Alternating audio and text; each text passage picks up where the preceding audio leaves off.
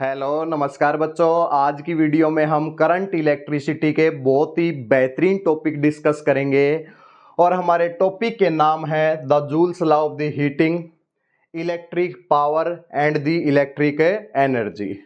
अब exam wise अगर बात करें तो यहाँ से आपके पास न्यूमेरिकल पोर्शन बहुत ज़्यादा पूछा जाता है, यानी कि इस टॉपिक से आपको हर न्यूमेरिकल क्लियर होना चाहिए। सबसे पहले तो कंसेप्ट ही पढ़ेंगे क्योंकि कंसेप्ट के बगैर न्यूमेरिकल भी नहीं होगा। तो कंसेप्ट को अच्छे से पढ़ते हैं और उसके बाद 6 से 7 न्यूमेरिकल ट्राई करते हैं भाई। वीडियो कंप्लीट देखने के बाद कोई भी ऐसा क्वेश्चन नहीं रहेगा कि जो आपके पास सोल्व ना हो, क्योंकि हर कंसेप्ट को हम हर क्वेश्चन के अंदर बताएंगे, डिफरेंट टाइप के क्वेश्चन लेंगे और उससे आपके सभी कंसेप्ट क्लियर हो जाएंगे।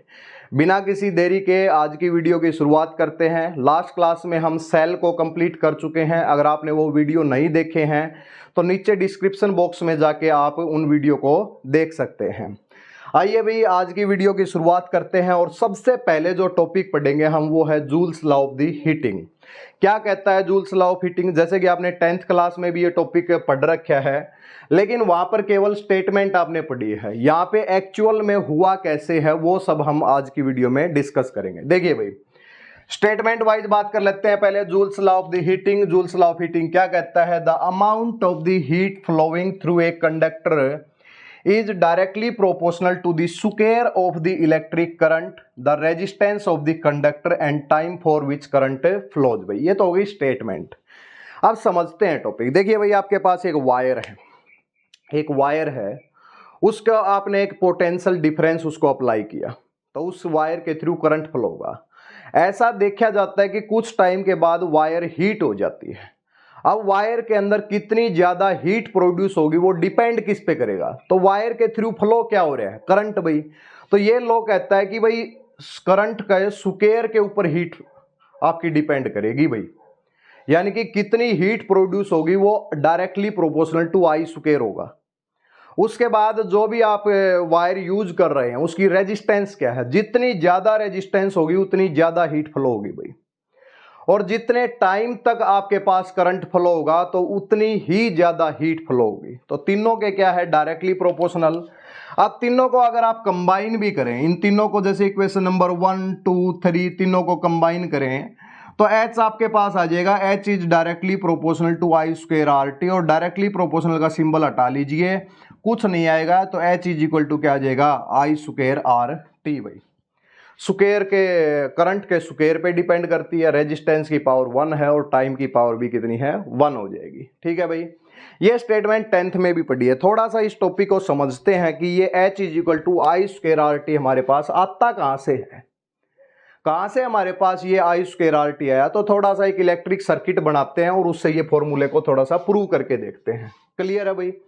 इसका स्क्रीनशॉट लीजिए और साथ साथ में नोट डाउन भी करेंगे। नोट्स जरूर बनाने हैं भाई, साथ में नोट्स जरूर बनाइए आप, साथ साथ में जो भी टॉपिक आप पढ़ रहे हैं साथ साथ में उसको लिखते रहिए भाई। ठीक है भाई, देखिए भाई एक सर्किट बनाते हैं। सर्किट के अंदर क्या होता है? देखिए, अगर एक हमारे पास है सर्किट के अंदर एक रेजिस्टेंस, जो वायर की रेजिस्टेंस मान लीजिए या फिर कोई एक्स्ट्रा रेजिस्टेंस आप कनेक्ट कर रहे हैं, तो मान लेते हैं एक सर्किट है भाई, उसकी जो रेजिस्टेंस है वो हमारे पास आर है और एक हमने बैटरी लगाई और बैटरी का पोटेंशियल हमारे पास वी है। ये तो पढ़ा ही आपने। जैसे ही किसी रेजिस्टेंस के अक्रॉस या वायर के अक्रॉस हम क्या करते हैं कि एक पोटेंशियल डिफरेंस क्रिएट करते हैं तो उससे करंट फ्लो होता है। तो हम कहते हैं कि भाई यहां से करंट फ्लो होगा in the direction of the positive charge, opposite to the direction of the current. भाई क्लियर है भाई?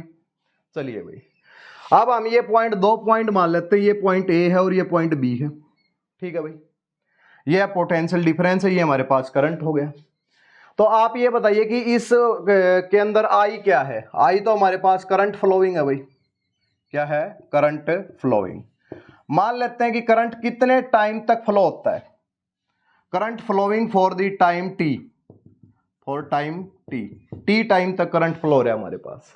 ठीक है, तो हम ये चाहते हैं कि चार्ज कितना फ्लो हुआ, ए से लेकर बी तक चार्ज कितना फ्लो हुआ, तो हम लिखेंगे the amount of charge, amount of charge flowing from A to B, A से लेकर बी तक चार्ज कितना फ्लो हुआ, तो चार्ज क्या होता है, करंट इनटू टाइम भाई, करंट इनटू टाइम। ठीक, क्लियर है। चलिए, आपने ये पोटेंशियल दिया है, तो पोटेंशियल की आपके पास डेफिनेशन क्या होती है, पोटेंशियल डिफरेंस बोलिए, तो आप ये बताइए कि वो क्या होता है भाई। हमारे पास पोटेंशियल हमारे पास होता है as V is equal to work done पर यूनिट चार्ज। तो यहां से आप क्या ऐसा नहीं लिख सकते क्या, work done is equal to charge into में V आ जाएगा, और चार्ज इनटू में चार्ज को क्या लिख सकते हैं, I लिख सकते हैं, तो क्या इसको VIT नहीं लिख सकते क्या, वर्क डन को बिल्कुल लिख सकते हैं भाई, VIT। ठीक है, तो यहां से अगर हम V की बात करें तो V क्या होता है, ओम्स लॉ से अगर हम V की बात करें तो V के इसके इक्वल होता है, V is equal to IR होता है। तो यहां से वर्क डन हमारे पास क्या आ जाएगा, वर्क डन आ जाएगा हमारे पास I square RT, I square RT work done है। वर्क डन मतलब एक प्रकार की एनर्जी है, और ये एक प्रकार का वर्क डन क्या बन जाएगा, हीट बन जाएगा। तो हीट का फॉर्मूला हमारे पास क्या हो गया, I स्क्वायर RT। ये जो फॉर्मूला है ये जूल के अंदर आएगा भाई, किसके अंदर आएगा भाई, जूल के अंदर। कई बार कैलोरी के अंदर ये फॉर्मूला पूछ लेता है, तो कैलोरी के लिए आपको क्या करना है कि H is equal to I square RT divide by calorie, 1 calorie से मल्टीप्लाई, कैलोरी से डिवाइड, और एक कैलोरी में 4.2 जूल होते हैं। तो ये कैलोरी का फॉर्मूला आ गया भाई, इतनी कैलोरी आ जाएगी, उसको 4.2 से आप डिवाइड कर देंगे। क्लियर है क्या, जहां तक है टॉपिक क्लियर होगा। किसी को डाउट है तो कमेंट सेक्शन में पूछ सकते हैं। और topic joules law of heating complete है, लेकिन क्वेश्चन यहीं पे खत्म नहीं होते। क्वेश्चन खत्म कहां पे होंगे भाई, आदर्श वाले ही बताएंगे। ठीक है, कमेंट सेक्शन में डालिए भाई, पता चलता है कि वीडियो देख रहे हैं या नहीं देख रहे हैं। ठीक है, चलिए भाई, टॉपिक क्या है कि टॉपिक ऐसा आएगा कि देखिए इसके अंदर हम क्वेश्चन कैसे डिस्कस करेंगे। जैसे दो बल्ब है भाई, दो बल्ब को हमने सीरीज में कनेक्ट कर दिया, बताइए कौन सा फ्यूज हो जाएगा। दो बल्ब है उनको सीरीज में कनेक्ट कर दिए, बताइए कि किस बल्ब के अंदर भाई ज्यादा आपके पास ब्राइटनेस, कौन से बल्ब की ब्राइटनेस ज्यादा होगी, वो इन्हीं से आएगा ब्राइटनेस सब कुछ। ठीक है, बस ये न्यूमेरिकल के अंदर अपने को अप्लाई करना है। अभी टॉपिक क्लियर है ना। चलिए भाई, नेक्स्ट टॉपिक, पहले जूल्स लॉ ऑफ हीटिंग करते हैं, फिर इलेक्ट्रिक पावर करते हैं, एनर्जी करते हैं, कंसेप्ट क्लियर हो जाएगा, उसके बाद 6 से 7 न्यूमेरिकल देखेंगे भाई। नोट डाउन कीजिए भाई इसको जल्दी से। चलिए भाई, उसके बाद सेकंड आपके पास है इलेक्ट्रिक पावर। और पावर आपको पता है कि पावर अगर बात करें तो पावर तो 11th क्लास में भी पढ़ रखे ना, rate of the doing work is called the power, लेकिन वो तो मैकेनिकल पावर थी भाई।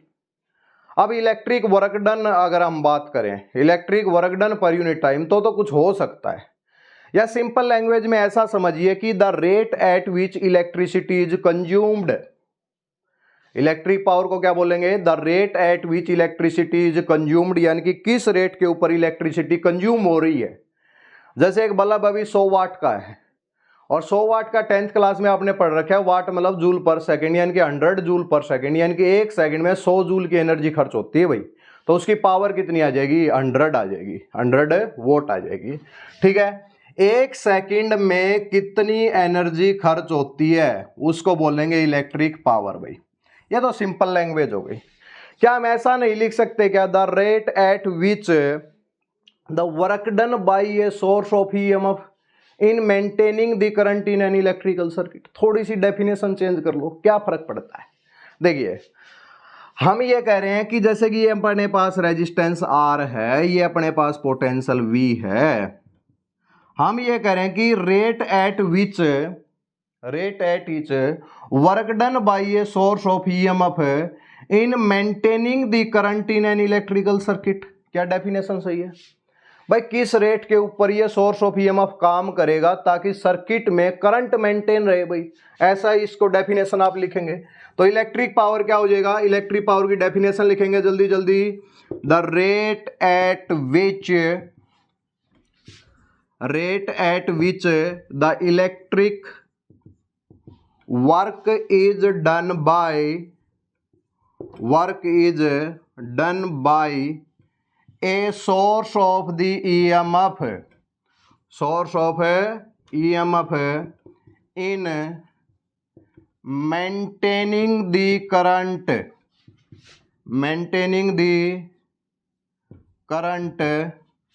in an electrical circuit थोड़ी बड़ी डेफिनेशन होगी मास्टर जी, क्या करें, बदलना तो पड़ेगा ना, आगे जाके बहुत कुछ बदलना है। तो अब ये कहें rate at which electricity consume, 10th में पढ़ते हो ली ना, थोड़ा सा डिटेल में चलते हैं, ठीक है। किस रेट के ऊपर वर्क डन किया जाएगा सोर्स ऑफ ईएमएफ को, ताकि सर्किट में करंट क्या रहे, मेंटेन। तो एक प्रकार का क्या हुआ, वर्क डन पर यूनिट अपने पास टाइम ही है, तो इलेक्ट्रिक पावर की जो रिप्रेजेंटेशन है वो आप पी से लेंगे। पी आपके पास हो जाएगा वर्क डन पर यूनिट टाइम। क्या वर्क डन को हम हीट लिख सकते हैं भाई, हीट तो फ्लो ही हो रही है, हीट भी तो प्रोड्यूस हो रही है सर्किट के अंदर, हीट लिख दीजिए, क्योंकि सर्किट में यही सर्किट था हमारे पास।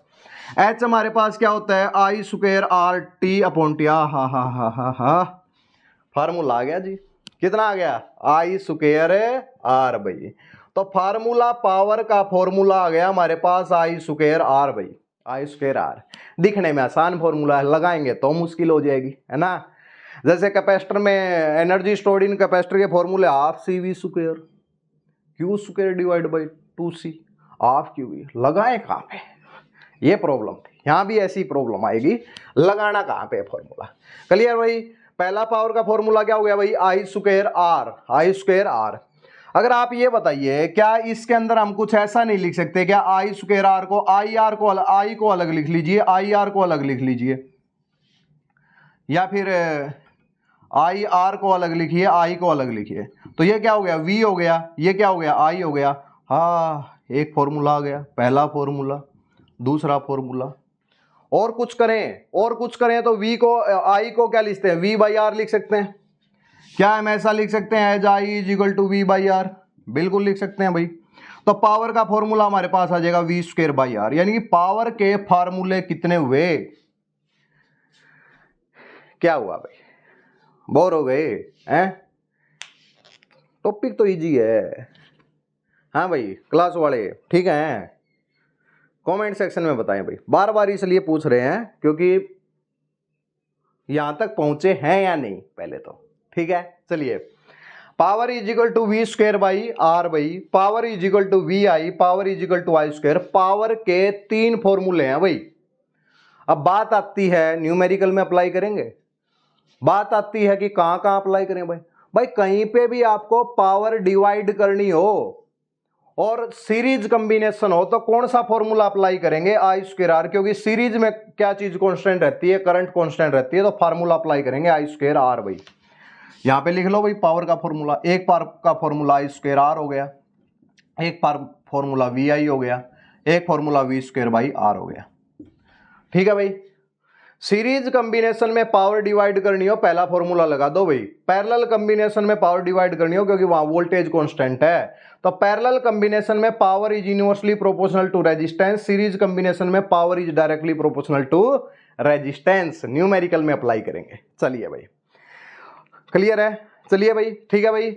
आप पावर की यूनिट देना चाह रहे हैं, यूनिट क्या हो जाएगी, तो यूनिट आपके पास देखिए, वैसे तो वर्क डन की जूल होती है, तो जूल पर सेकंड लिख लो भाई, या फिर हम लिखेंगे वोट, क्या लिखेंगे, वोट लिखेंगे, क्या लिखेंगे, पावर वोट लिखेंगे। क्लियर है। चलिए भाई, इसके अंदर थोड़ा सा डेफिनेशन को रब कर देते हैं, थोड़ा सा और बताते हैं। जैसे कि आप फिजिकल मीनिंग आप यहां पे समझिए। फिजिकल मीनिंग क्या है कि पावर है, पावर 100 वोट दे दी भाई, 100 वोट का बल्ब है भाई, तो 100 वोट मीन्स 100 जूल पर सेकंड भाई, यानी कि एक बल्ब 100 जूल एनर्जी खर्च करता है 1 सेकंड में, यही तो पावर है, यही तो पावर हो गई हमारे पास। क्लियर है।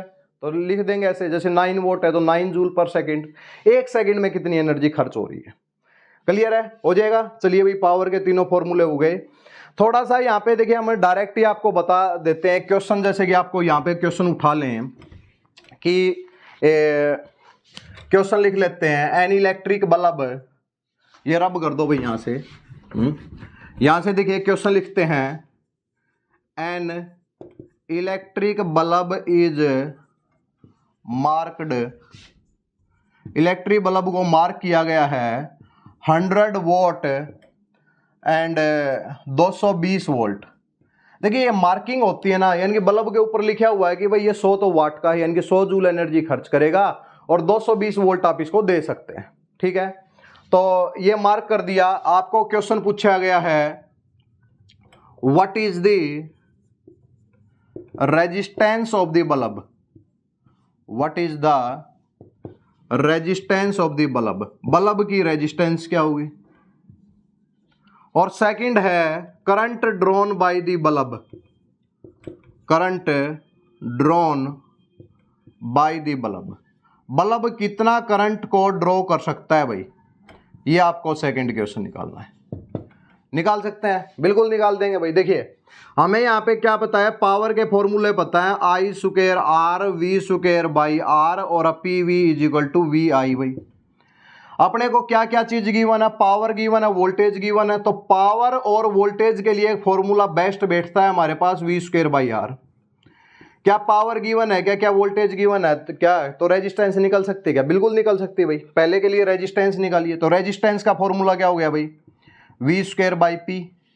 वी कितना है 220, 220 गुणा 220 डिवाइड बाई 100, तो 100 से 100 कैंसिल आउट, 22 का 484 आ जाएगा, 484 ओम्स आ जाएगा। क्या बात क्लियर है क्या, बल्ब की रेजिस्टेंस निकल जाएगी। हमेशा V square by R formula लगाइए। सेकंड आपके पास है कि करंट निकालना है भाई, तो P is equal to V I होता है ना, करंट निकालना है तो P बाई क्या हो गया, P बाई वी हो गया।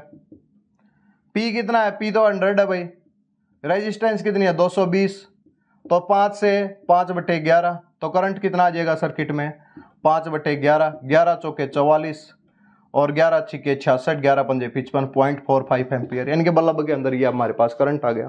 कीजिए इसको एक बार note down. Electric power clear होना चाहिए,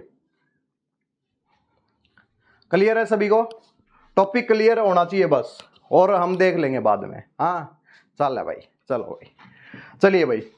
उसके बाद नेक्स्ट हम टॉपिक उठा रहे हैं इलेक्ट्रिकल एनर्जी, एनर्जी और उठा लेते हैं फिर न्यूमेरिकली करने हैं। चलिए भाई ठीक है, इलेक्ट्रिकल एनर्जी आपका नेक्स्ट टॉपिक रहेगा। और इलेक्ट्रिकल एनर्जी क्या होती है पढ़ चुके हैं, joules law of heating he electrical energy मान लीजिए, एक मिनट के लिए। इलेक्ट्रिकल एनर्जी, इलेक्ट्रिकल एनर्जी, इसकी डेफिनेशन हम नहीं लिखेंगे। डेफिनेशन क्यों नहीं लिखेंगे, क्योंकि पावर में इसकी डेफिनेशन आ चुकी है। हमने कहा कि सर्किट के अंदर जैसे कि ये रेजिस्टेंस है, उसके बाद हमारे पास ये ईएमएफ है या बैटरी है, बैटरी की वोल्टेज भी मान लिया, करंट आई है, ठीक है। हम ये करें कि rate at which electric work is done by the source of EMF in the maintaining the current, लिख चुके हैं। आप इस एनर्जी की डेफिनेशन लिख लेंगे, electric energy is the energy, लिखिए भाई, electric energy is the energy supplied by the source of EMF in maintaining A current I in the circuit. भाई सोर्स कितनी एनर्जी प्रोवाइड करेगा ताकि सर्किट के अंदर आई करंट क्या हो जाए, मेंटेन हो जाए, तो वो हमारे पास क्या आ जाएगी, वह इलेक्ट्रिकल एनर्जी आ जाएगी। चलिए भाई, इलेक्ट्रिकल एनर्जी जैसे हमारे पास पावर का फॉर्मूला होता है, P इज इक्वल टू क्या होता है, W बाई टी। W को हम एनर्जी मान लेते हैं, एनर्जी बाई टी, तो एनर्जी क्या हो गया, energy is equal to power into time, power into time. और एनर्जी की यूनिट क्या होती है, एनर्जी की यूनिट तो जूल होती है भाई, क्या होती है, जूल हमारे पास आ जाएगी। यानी कि पावर की मल्टीप्लाई टाइम के साथ कर, जैसे आई स्क्वायर आर टी पावर क्या है, देखिए अब एनर्जी के फॉर्मूले क्या हो गए हमारे पास, P का फॉर्मूला आई स्क्वायर आर है, तो आप आई स्क्वायर आर टी लिख सकते हैं। और फॉर्मूला क्या हो सकता है भाई एनर्जी का, P की वैल्यू कितनी है वी आई, तो आप वी आई टी लिख सकते हैं। और एनर्जी का फॉर्मूला क्या हो गया भाई वी स्क्वायर बाई आर, तो आप V square by R T लिख सकते हैं। एनर्जी के फॉर्मूले हो गए। लेकिन ध्यान रखना है कि जब हमें एनर्जी निकालनी हो, जब हमें heat produced by the current निकालना हो, तो उस टाइम पे ध्यान रखना ये फॉर्मूला सीरीज में लगेगा, ये फॉर्मूला पैरेलल में लगेगा, इसको लगाओ ही मत, इसमें केवल करंट निकालने के लिए लगाओ भाई, ठीक है, हो जाएगा। एक बहुत ही इसकी जो यूनिट है, एक यूनिट कमर्शियल यूनिट लिख लीजिए। एक आप वर्ड पढ़ते हैं 1 किलोवाट आवर, आपके पास ये पूछा जाता है कि ये यूनिट किसकी है, तो हम कहेंगे ये यूनिट पावर की नहीं है, ये यूनिट ऑफ एनर्जी है। पहली बात तो किसकी यूनिट है भाई, एनर्जी की। 1 किलो में 1 किलो मीन्स 10 की पावर 3 हो जाएगा, वाट का मतलब जूल पर सेकंड हो जाएगा भाई, आवर का मतलब 3600 सेकंड आ जाएंगे, सेकंड में चाहिए अपने को, सेकंड से सेकंड कैंसिल आउट, तो ये हमारे पास आ जाएगा 3.6 इंटू 10 की पावर 6 जूल भाई। यानी कि 1 किलोवाट आवर किसके इक्वल होता है, 1 किलोवाट आवर होता है 3.6 इंटू 10 की पावर 6, इतने जूल में 1 किलोवाट आवर। और अपने घरों में जो यूनिट आती है ना, यूनिट वही यूनिट ही है ये। एक यूनिट की वैल्यू को क्या बोलते हैं, किलोवाट आवर, डिजिटल मीटर के अंदर देख लीजिएगा। ठीक है भाई, चलिए भाई, एक पावर की यूनिट रह गई भाई हमारे पास। पावर की यूनिट और लिख देते हैं यहाँ पे, पावर की यूनिट। एक पावर की यूनिट हमारे पास होती है यूनिट ऑफ द पावर, वैसे तो वोट है। एक हॉर्स पावर भी लिखते हैं HP, और 1 HP किसके इक्वल होता है, 746 वोट के इक्वल होता है। बस ये नोट डाउन और कर लीजिए, टॉपिक कंप्लीट हो चुका है भाई। तीनों चीजें आपको अच्छे से क्लियर, 10 या 15 मिनट में ये टॉपिक क्लियर हो चुका है। अब जल्दी जल्दी न्यूमेरिकल देखते हैं, इस चीज को नोट डाउन कीजिए। आप जल्दी से, आपके सामने एक पेज है न्यूमेरिकल, देखिए भाई। देखिए बच्चों, क्वेश्चन क्या हमें गिवन है कि a 1 kilowatt electric heater is design to operate from the 220 volt lines, यानी कि एक आपके पास हीटर गिवन है और वो 220 वोल्ट लाइन से आपके पास कनेक्टेड है, यानी कि हीटर है उसके साथ में एक हमने वोल्टेज कनेक्ट कर रखी है 220 वोल्ट की। ठीक है भाई, सबसे पहला क्वेश्चन है व्हाट इज इट्स रेजिस्टेंस। एक ही क्वेश्चन है जिसके अंदर 4 क्वेश्चन पूछ लिए गए भाई, और चारों बिल्कुल कंसेप्ट क्लियर कर देंगे आपका। कभी भी आपको पावर गिवन हो, कभी भी आपको वोल्टेज गिवन हो, तो आपको कहीं ना कहीं रेजिस्टेंस और करंट बिल्कुल चाहिए भाई। तो पहला क्वेश्चन है what is its resistance, second है व्हाट इज इट्स करंट, और 2 क्वेश्चन बाद में बनाए गए हैं। तो आप ये बताइए कि जैसे कि हम इस क्वेश्चन को सोल्व करें, सबसे पहला क्वेश्चन यहाँ पे सोल्व करते हैं भाई, यहीं पे सारे क्वेश्चन सोल्व करेंगे। What is its resistance, resistance क्या होगी। देखिए पावर गिवन है अपने को, कि क्या गिवन है भाई, पावर। पावर कितनी गिवन है भाई, पावर हमारे पास 1000 वोट है। वोल्टेज कितनी है, 220। आप रेजिस्टेंस का फॉर्मूला लगाएंगे तो रेजिस्टेंस में P = V²/R भाई, तो R का फॉर्मूला क्या आ जाएगा भाई, V²/P आ जाएगा। और R को V²/P करेंगे तो V² कितना आ जाएगा, 220 गुणा 220, यही तो होगा। और पावर की इतनी है 1000 वोट है, तो एक जीरो से ये जीरो, 484, यानी कि 48.4 ओम्स आ जाएगी। कितनी आ जाएगी, 48.4 ओम्स आ जाएगी। क्लियर है क्या सबको। चलिए सेकंड क्वेश्चन पूछा गया कि what does it currents draw, इस सर्किट के अंदर करंट कितना फ्लो होगा। तो आप बताइए, करंट के लिए P = VI लगा सकते हैं क्या, बिल्कुल लगा सकते हैं भाई। I को क्या P/V लिख सकते हैं क्या, बिल्कुल लिख सकते हैं भाई। P कितना है भाई, P तो 1000 है, और V कितना है, V हमारे पास 220 है। तो इस सर्किट में करंट कितना फ्लो होगा, ये 50 हो गया, ये 11 हो गया, तो 11 चौके 44 हो गया भाई, 6 और 11 पंजे 55 और 11 पंजे 55, इतना करंट आपके पास फ्लो होगा। 2 क्वेश्चन तो P = VI, P = V²/R, बस। ठीक है, उसके बाद क्वेश्चन पूछेगा what does it's the rate of dissipation of energy in the calorie पर सेकंड भाई। आपके रेट ऑफ डिसिपेशन मतलब rate of the eight which electricity is consumed, मतलब पावर की बात कर रहा है। ये कह रहा है पावर निकाल लो, तीसरे क्वेश्चन में क्या निकालनी है, पावर निकालनी है। अरे पावर तो गिवन है ना, पावर कितनी है भाई, पावर तो हमारे पास 1000 वोट है, जूल पर सेकंड। आप कह रहे हैं कैलोरी में बदलो, ये जूल में नहीं चाहिए, तो मैं क्या करूं भाई, 4.2 और इनटू में कैलोरी लिख दूं भाई, यानी कि आप 1000 बटे में 4.2 को सोल्व कर लीजिए, ये क्या आ जाएगा, कैलोरी में आ जाएगा। क्लियर है, क्वेश्चन इजी है। फोर्थ क्वेश्चन है, if the voltage is drop to 200 volt, what does the power does the heater takes in the second. कह रहा है कि अब वोल्टेज 200 वोल्ट होगी, अब पावर कितनी होगी भाई, कितनी पावर ये ड्रॉ कर सकता है। नोट डाउन हो गया क्या, ये यहां पे कर देते हैं भाई, ऊपर नीचे वाला कर लेना। ठीक है, क्वेश्चन पूछा गया कि वोल्टेज इज ड्रॉप टू, कह रहा है कि अब फोर्थ में वोल्टेज आपकी चेंज हो जाती है, 200 वोल्ट हो जाती है। पावर बताइए, तो पावर का फॉर्मूला क्या होता है, V²/R, V²/R। तो V² कितनी है, 200, 200 का 1 2 3 4, रेजिस्टेंस कितनी है 48.4। सोल्व करेंगे तो पावर नहीं आ जाएगी क्या, बिल्कुल आ जाएगी भाई। कर लेंगे क्वेश्चन, एक ही क्वेश्चन है, 4 कंसेप्ट यूज हुए हैं, जल्दी इसको नोट डाउन कीजिए। और नेक्स्ट क्वेश्चन देखिए भाई, हमारे पास गिवन क्या है। इसके बाद देखिए बच्चों, हमारे पास क्वेश्चन क्या है, the which heater will produce the more heat. Question समझ लीजिए, 2 हीटर आपको गिवन है। एक हीटर 1 है जिसका वोल्टेज मार्क की हुई है 200 वोल्ट, और पावर कितनी है उसकी 300 वोट, 300 जूल पर सेकंड खर्च करता है। दूसरा हीटर है जिसकी वोल्टेज मार्क की गई है 200 वोल्ट और पावर कितनी है 600 वोट। दोनों को 220 वोल्ट के साथ सीरीज में कनेक्ट किया गया है। आपको बताना है कि which heater will produce the more heat, कौन सा हीटर ज्यादा हीट प्रोड्यूस करेगा, हीट ज्यादा प्रोड्यूस करना। अब की बार हीट, पहले तो सीरीज कॉम्बिनेशन है, हीट आपको निकालना, हीट का फॉर्मूला क्या होता है, आई स्क्वायर आर टी। पहली बात तो आप यहां पे ये बताइए H is I square R T, क्या रेजिस्टेंस टाइम सेम है क्या, सेम टाइम के लिए फ्लो हो रहा है क्या, सीरीज के अंदर करंट सेम है क्या, बिल्कुल सेम है भाई। तो उस टाइम पे हमारे पास हीट का कौन सा सीरीज कॉम्बिनेशन में फॉर्मूला ही आई स्क्वायर आर टी लगाना है। पैरेलल कॉम्बिनेशन यही होता है तो V square by R into T लगाना होता है, पैरेलल का फॉर्मूला जो लिखवा रखे हैं। तो आप ये बताइए कि हीट जो है वो डायरेक्टली प्रोपोर्शनल टू क्या होगी, रेजिस्टेंस, जिसकी रेजिस्टेंस ज्यादा उसके अंदर हीट ज्यादा प्रोड्यूस होगी। ये हमें डायरेक्ट ही क्वेश्चन विदाउट कैलकुलेशन करना है। आप ये समझिए, हम ये कह रहे हैं कि इसकी रेजिस्टेंस कैसे निकले, तो आप ये बताइए पहले की अगर हम रेजिस्टेंस निकालेंगे तो वी स्क्वायर बाई पी से निकलेगी, वी स्क्वायर बाई पी इसकी वोल्टेज से। ये नहीं कि 200 में ये कितनी यूज होगी, ये नहीं भाई, मार्क कितनी की गई है, मार्किंग जब इसको कनेक्ट भी नहीं कर रहे, हीटर लेके आए, हीटर को कनेक्ट नहीं किया, 200 वोल्ट मार्क्ड वोल्टेज है और ये 300 वोल्ट ये मार्किंग है, मार्किंग से ही रेजिस्टेंस निकलेगी सर्किट में कनेक्ट करने से पहले। तो रेजिस्टेंस वी कितना भाई, वी हमारे पास है 200, तो 1 2 3 4 बटे में पावर कितनी है 300 है भाई, तो कैंसिल आउट करेंगे कितना आ जाएगा 400 बटे 3, ये ओम्स आ गया। दूसरे की ओर आप निकाल लीजिए रेजिस्टेंस R2, ये 300 है तो ये 600 डिवाइड बाई, तो इसका हाफ आ जाएगा भाई 200 बटे 3 ओम्स।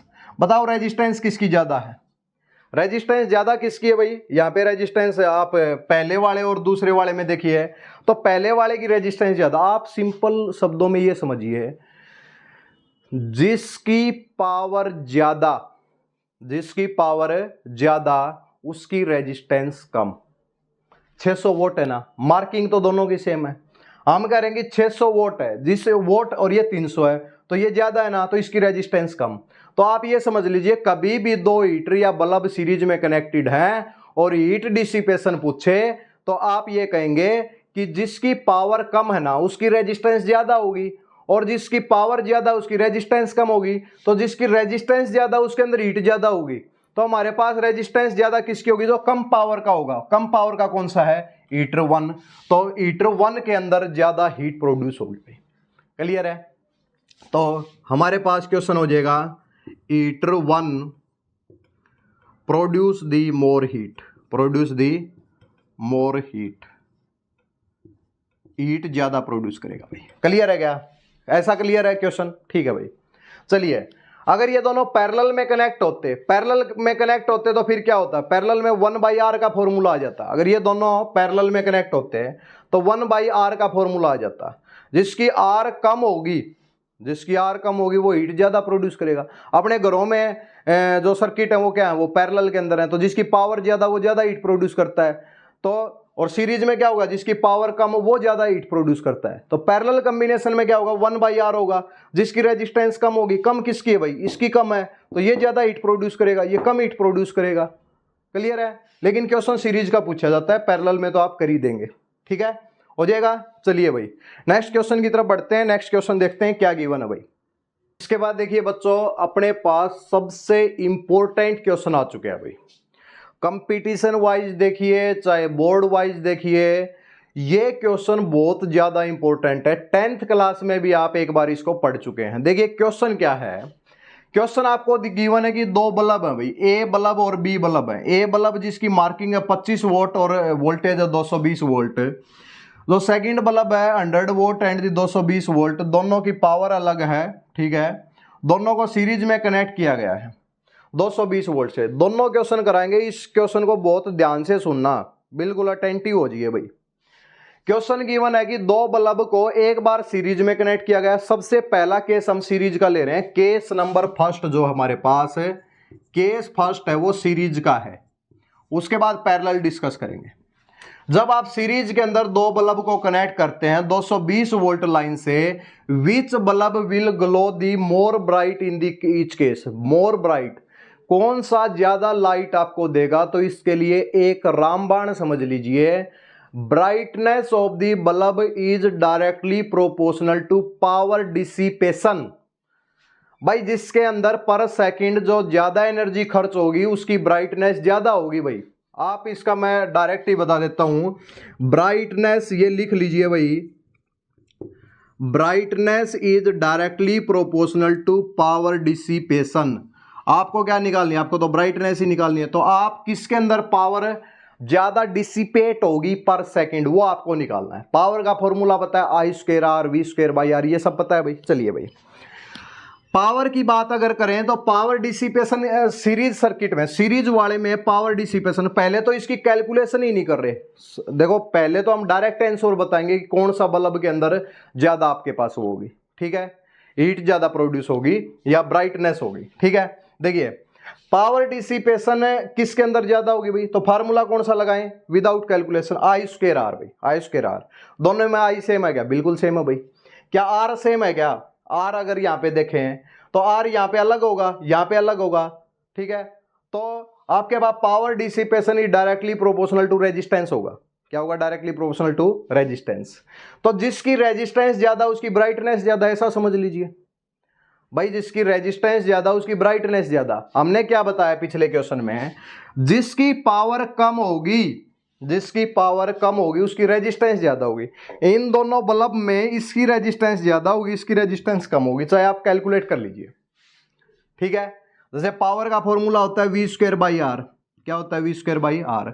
वी तो इन दोनों के लिए 220 220 गिवन है, 220, ये मत समझना 220 डिवाइड होगा, मार्किंग की बात हो रही है। तो resistance is equal to V square by P, भाई जिसकी पावर कम उसकी रेजिस्टेंस ज्यादा, इसकी पावर कम इसकी रेजिस्टेंस ज्यादा होगी। तो इसके अंदर हमारे पास पावर डिसिपेशन ज्यादा होगा, पावर डिसिपेशन ज्यादा होगा तो ब्राइटनेस किसकी ज्यादा होगी, ब्राइटनेस लो पावर की होगी।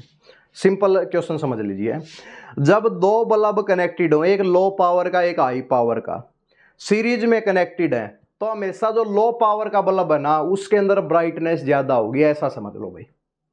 और जब पैरेलल के अंदर कनेक्टेड है तो जिसकी पावर ज्यादा किसकी है, इस बल्ब की पावर ज्यादा है, तो जिसकी पावर ज्यादा उसी की ब्राइटनेस ज्यादा। तो पैरेलल में ज्यादा पावर का बल्ब ज्यादा ब्राइटनेस देगा, सीरीज में कम पावर का बल्ब ज्यादा ब्राइटनेस देगा। ये तो हो गया भाई डायरेक्ट हमें विदाउट कैलकुलेशन। अब कैलकुलेशन करके कितनी पावर डिसिपेशन होगी वो कैलकुलेट कर लेते हैं, कर लें भाई कैलकुलेट। देखिए भाई, सबसे पहला काम आपका इसके अंदर ये रहेगा कि आप रेजिस्टेंस, पहले की रेजिस्टेंस निकालिए भाई। पावर का फॉर्मूला ही हमारे पास आई स्क्वायर आर होता है, तो आपको आर निकालना ही पड़ेगा, करंट आपको निकालना ही पड़ेगा, कुछ सोचने वाली बात नहीं है। आप रेजिस्टेंस R1 निकालिए, यहां से ही निकाल लीजिए। इसकी रेजिस्टेंस R1 आप निकालेंगे, R1 हो जाएगा वी स्क्वायर बाई P1, और इसको जब आप कैलकुलेट करेंगे तो ये 936 ओम्स आ जाएगा। कितना आ जाएगा, 1936। इसकी resistance we square by P1 से कैलकुलेट कर लीजिए। सेकंड वाले का करेंगे तो 484 ओम्स आ जाएगा। कितना आ जाएगा, 484 ओम्स। अब आपके पास पहला क्वेश्चन ये पूछा जाए दोनों की रेजिस्टेंस निकालो, हमने निकाल दी। अब कोई कहे कि इसके अंदर करंट निकालो भाई, तो करंट कितना आ जाएगा, टोटल बैटरी कितनी है भाई 220 वोल्ट, टोटल रेजिस्टेंस सीरीज में कनेक्टेड है तो कितना आ जाएगा भाई 6 और 4 10, यानी कि और 8 और 3 11 और 1 12, 1 9 और 4 13 2420, 1 0 से 1 0 कैंसिल, 11 दूनी 22, 11 दूनी 22, यानी कि 1/11 एम्पियर आ गया, 1/11 एम्पियर। तो बताओ पहले की पावर क्या रही होगी, तो ये आई 1/11 है तो 1/121 आ जाएगा। रेजिस्टेंस कितनी है भाई 1936 है, तो इसकी तो पावर आ गई इतनी वोट। 121 से आप इसको कैलकुलेट करेंगे तो 121 से कम 121, 193 से ये करेंगे, 3 में से गया 2, 9 में से 2 गया 7, 0 आ जाएगा, फिर 0 आप उतार लेंगे तो 121 से अबाउट 16 वोट आ जाएगी, 16 वोट। और दूसरे की आप निकाल लेंगे तो दूसरे के लिए कितना है हमारे पास 484 है, 484 डिवाइड बाई 121, यानी कि इसकी पावर कितनी आ गई 4 आ गई। तो इसका पावर डिसिपेशन कितना है 4, इसका कितना है 16, तो जिसका पावर डिसिपेशन ज्यादा उसके अंदर ब्राइटनेस ज्यादा। ये कंसेप्ट यही समझना बस, ठीक है। तो पावर डिसिपेशन दोनों के निकल गए, क्लियर है। चलिए भाई, उसके बाद आपके पास देखिए यही दोनों, दूसरा केस है पैरेलल में कनेक्ट होते, तो पैरेलल में कनेक्ट होते तो पैरेलल में एक बात समझ लीजिए, पैरेलल में हमने क्या बताया भाई, जिसकी रेजिस्टेंस कम उसकी पावर डिसिपेशन ज्यादा। रेजिस्टेंस कम किसकी है, इसकी है भाई, तो इसके अंदर पावर डिसिपेशन ज्यादा होगा, तो पावर डिसिपेशन ज्यादा होगा तो ब्राइटनेस भी ज्यादा होगी, ठीक है। आपका काम क्या है कि जब ये दोनों पैरेलल में कनेक्ट किए तब आप इस सर्किट के अंदर करंट निकालिए। R1 R2 आपको गिवन है, आपको करंट निकालना है V equal to IR, V दोनों के लिए सेम रहेगा, तो करंट आप जरूर कैलकुलेट करें। ठीक है, चलिए भाई टॉपिक क्लियर हो गया होगा। एक क्वेश्चन और यहीं पे हम डिस्कस कर लेते हैं साथ में ही, एक बार इसको नोट डाउन करेंगे। देखिए बल्ब के दो ही क्वेश्चन पूछे जाते हैं। पहला क्वेश्चन बल्ब का रहता है कि कौन सा ज्यादा ब्राइटनेस ज्यादा किसमें होगी, और दूसरा क्वेश्चन पूछा जाता है कौन सा बल्ब फ्यूज हो जाएगा। दो क्वेश्चन बल्ब के बनते हैं, इससे ज्यादा क्वेश्चन भी नहीं बन रहे। तो ब्राइटनेस इज डायरेक्टली बार बार बोल रहे हैं कि मास्टर जी पागल हो गए, पागल नहीं भाई, याद हो जाए, brightness is directly proportional to power dissipation. Series में क्या होगा, सीरीज में जिसकी पावर कम होगी उसकी पावर जिसकी पावर कम होगी मार्किंग के अंदर उसकी रेजिस्टेंस ज्यादा होगी, और रेजिस्टेंस ज्यादा होगी उसका पावर डिसिपेशन। सीरीज में लो पावर का बल्ब ज्यादा ब्राइटनेस देगा, पैरेलल के अंदर हाई पावर का जो बल्ब है वो ज्यादा ब्राइटनेस देगा। क्लियर हो गया होगा, छोड़िए इस चीज को। क्वेश्चन देखिए भाई, क्वेश्चन हमारे पास है कि एक अपने पास बल्ब, फिर से हम एक बल्ब ही बना लेते हैं भाई। अभी अभी हमने इसको कैलकुलेट किया है, इसकी मार्किंग 25 वोल्ट 220 वोल्ट लिख लेते हैं। दूसरा बल्ब हमने यहाँ पे लिया, दूसरा बल्ब की जो मार्किंग है वो 100 वोल्ट आ गई, 220 वोल्ट आ गई। दोनों को हमने सीरीज में कनेक्ट किया 440 वोल्ट की बैटरी के साथ। आपके पास क्वेश्चन है which bulb will fuse, which bulb will fuse, ये पूछा गया कि कौन सा बल्ब फ्यूज हो जाएगा, ये क्वेश्चन आपके पास पूछा गया। भाई देखिए इसकी मार्किंग 220 है, इसकी मार्किंग 220 है, 220 से ज्यादा जिसके पास वोल्टेज चली गई वही फ्यूज हो जाएगा। क्लियर है, चलो भाई 440 वोल्ट है, ये हमने क्लास में बहुत अच्छे से करवाया है, आप फिर से देख लीजिए। भाई ये बात बताइए 440 वोल्ट बांटनी है, इन दोनों में डिवाइड करनी है, V1 V2 में, दोनों में क्या है सीरीज में करंट सेम है। आप पहले तो इन चीजों को ही छोड़िए, मतलब आप इसके अंदर वोल्टेज डिवाइड करना चाह रहे हैं तो पहले की रेजिस्टेंस निकाल चुके हैं क्या आप? पहले की रेजिस्टेंस हम V²/P से पिछले क्वेश्चन में हमने निकाली कि 1936 है, और दूसरे की हमने निकाली 484 है। कितनी है? 484 ओम्स। यहाँ पे वोल्टेज डिवाइड करनी है तो V1 रेशियो V2 क्या होगा? I1 ratio V1 ratio V1 I R1 ratio I R2। I same है दोनों में, यानी कि वोल्टेज डिवाइड होगी उनकी रेजिस्टेंस के रेशियो में, तो रेजिस्टेंस का ratio R1 ratio R2। R1 कितना है? 1936 है। R2 कितना है भाई? R2 484 है, कैंसिल आउट कर लो भाई, तो V1 रेशियो V2 कितना आ जाएगा? 4:1। यानी कि इस कंप्लीट के 4 पार्ट यहाँ जाएंगे, एक पार्ट यहाँ पे जाएगा, तो पहले पे वोल्टेज कितनी आ जाएगी? 4/5 ऑफ 440, तो 5 से कर लो भाई यहाँ पे, तो 5 अट्ठे 40, 5 अट्ठे 40, 4 अट्ठे 32, 3 4 अट्ठे 32 और 3 35, 352 वोल्ट आ गई। सेकंड की अगर बात करें 440 में से 352 माइनस कर लो तो हमारे पास कहीं ना कहीं 48 और 40 88 वोल्ट। तो यहाँ पे तो अपने पास गई 88 वोल्ट, यहाँ पे चली गई 352 वोल्ट।